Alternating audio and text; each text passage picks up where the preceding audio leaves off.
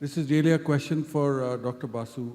More than we've heard Mr. Bajaj and Mr. Malvinder both saying very interesting things.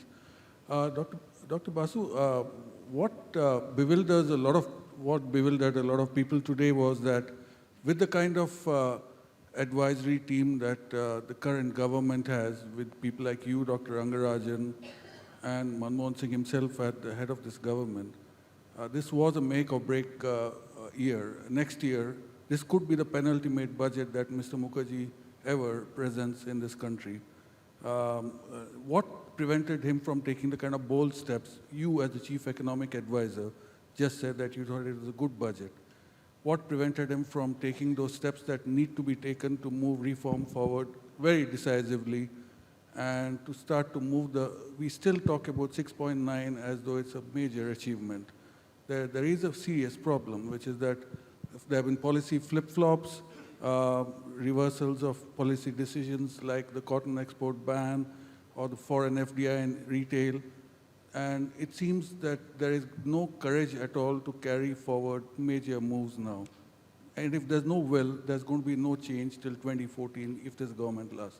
So you as the economic advisor must have had a big say in trying to push the finance minister to take harder decisions. What happened? What went wrong? And he did say that he was going to have cruel but kind, but actually he didn't do that. I did get the last. The cruel but kind thing. He said he would have to be He cruel. was not to be actually kind, cruel. He was not but cruel he wasn't enough. cruel enough. That was incidentally Hamlet saying that to his mother about her infidelity. So the context is not quite right in this case. See, I want to clarify. The 6.9 for me is very, very disappointing. I was just giving a global perspective, so not at all justifying that you need to feel comfortable with that. Your question on the reforms and the slowdown, again, as a professional economist, I do feel dissatisfied. The multi-brand retail was on the verge when it did not happen. But things also do happen. 2 years ago, when in the economic survey we were talking about food subsidy, fertilizer subsidy, on the way from the government's coffers to the person who's supposed to get it, the leakage that takes place is huge. That you need to plug that by giving direct transfers to the poor, to the farmers, etc. 2 years ago, it seemed hopeless. But now it's actually on the cards. I mean, within this year, you are probably going to see action on that. Aadhaar is providing us with a platform whereby we will begin to plug these. And this is something which has been discussed for some time, but you're beginning to see action over there. On politics and economics, I'm not the best person to ask, but my feeling is good economic policy now is in the political interest of this government. Because if you don't follow good economic policy now, 2 years down the road, inflation will flare up. Growth will continue to stagnate. And when the elections come, it will not be good politics to have allowed for that.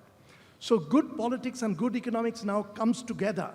And at the helm of India, at the top, I have to say each time I came from outside, I get very impressed not by the whole slew of politicians, but by a couple of people at the top, by the sheer professionalism.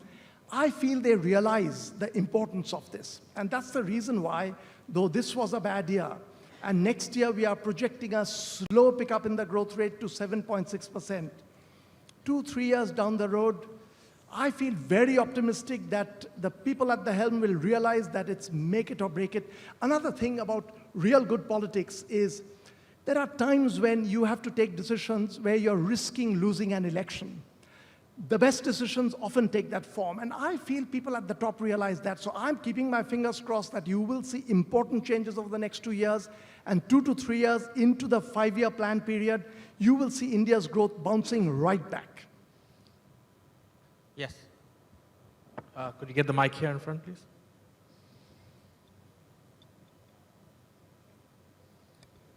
So my question is, in the next 5 years or so, where would the panel like to see India in terms of GDP, total GDP as far as the whole world is concerned?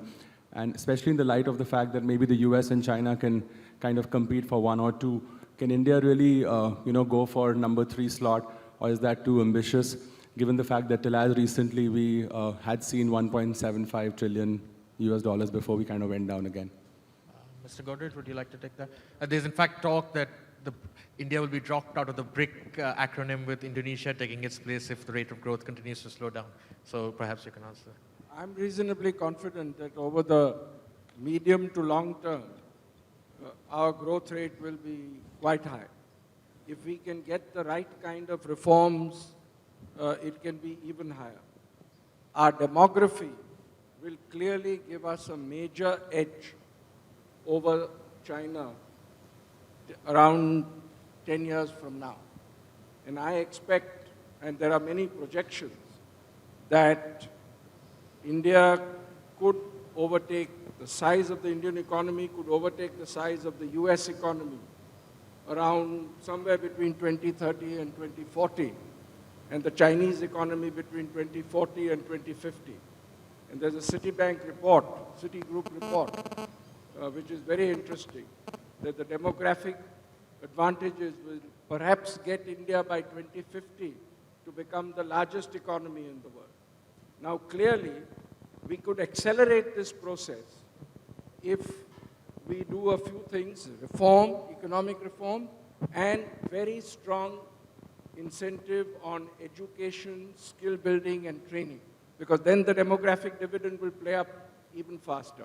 One good thing which we forgot to mention in this budget is a very strong incentive of, I think, 150% deduction on companies' expenditure on skill building and training.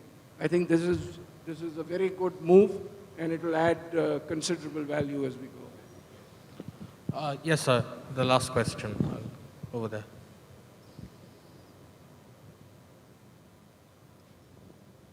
This is to Dr. Kaushik Basu. Can you tell us what is there in this budget which prevents, or at least encourages the industry for fighting indiscriminate imports from China? I say this because even a country like USA has imposed 35% anti-dumping duty. Whereas, what do we see? Because most of the industries you take, whether it is tires, whether it is locks, whether it is toys, everyone is absolutely seriously affected. And I think it is a very, very pious duty of the government of India to protect the local industry. There are a couple of sector-specific moves, actually. If you read the fine print, there are things on bicycle and things like that. There are sector-specific moves in this budget. But, you know, I personally don't share this view of using duties and tariffs to protect the industry.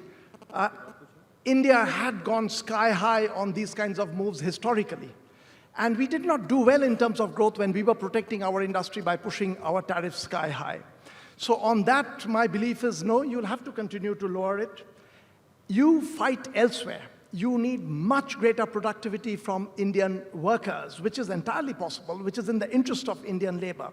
You need much greater efficiency in the quality of doing business in India, which is administrative reforms, which makes business easier, because we now have very good data which comes from the World Bank, which shows that in terms of business ethos, the costs that a business firm has to incur to survive, to function, India does very, very poorly.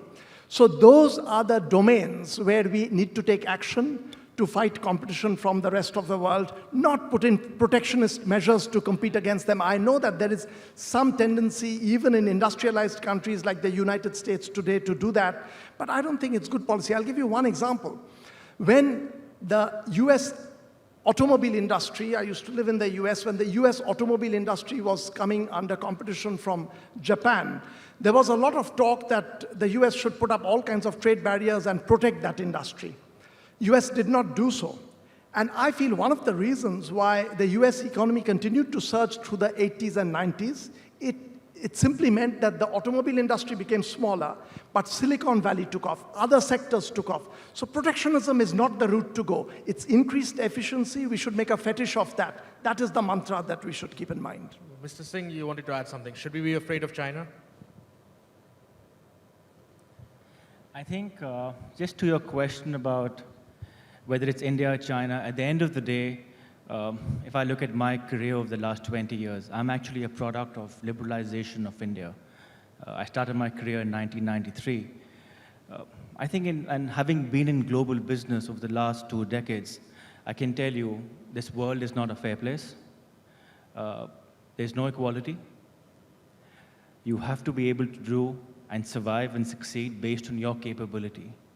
It's important we deal with change, we reinvent, we reinvest, and we revisit the way and what we do and how we do it. If you expect that India or any other country is going to give you an equal opportunity for everybody across the world in any industry, it's never going to happen. It's never happened. At the front of it, will they talk about reducing trade barriers, duties, non-tariff barriers, which are huge, and I've personally faced them a lot in America, in Europe. The reality is they will continue in one form or the other. And therefore, it's really up to us within our business to do what we believe is right and how we can create a differentiated and a competitive edge to succeed no matter who the other player is, be it in services or products or whichever way you're going to add value. And I think that's the only way you can survive. So it's not a fair world, it's not equal, and that's the reality. Mr. Bajaj will give you the last word. You've beaten back competition from foreign producers and from imports post-liberalization. Should we be afraid should Indian manufacturing be afraid of China now? No, but answering that question, and I've heard both the answers. And again, just to clarify, my companies have no problems. We're doing very well, touch wood. But I don't share these views. Of course we have to be efficient. Of course everything has to be done. Who says no? Of course everything will not be equal. Agreed. The question is, with 200 countries in the world, I don't think the question was that. I agree with these two gentlemen. From Europe, with USA, with other African countries, with Asian countries. But if China, in companies, it may vary from industry to industry, gives government artificial support, and all these things which Kaushik refers to is going to be done tomorrow? When does coal come to the power stations? When is the quality of power going to improve? Tomorrow? When will my labor policy change? I should do it, yes. But is it changing for the last 30 years? Till that time, what will happen? So I'm not for protectionism. Some people think I am, but I'm not. None of my products have had protection for the last 30 years, 40 years. All the motorcycle walas were here. The point is, unfair competition beyond a limit by the government, and we take it lying down. The US doesn't do it, the Europe doesn't do it. For outsourcing, what is US doing? It's not right for them, with their per capita income, with their sizes, with their large pockets and deep pockets, and they are doing it. And we, with our situation, are supposed to accept it laughingly.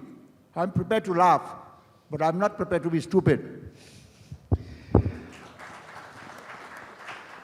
Thank you very much, gentlemen. I think the most optimistic view is that this is the best budget the finance minister could have done under the circumstances. But I think we all agree that India can do much, much better than 6.9%. So hopefully in the next 2 or 3 years, as Dr. Basu says, we'll move on to a higher growth trajectory of 8 or 9%. Thank you all for attending.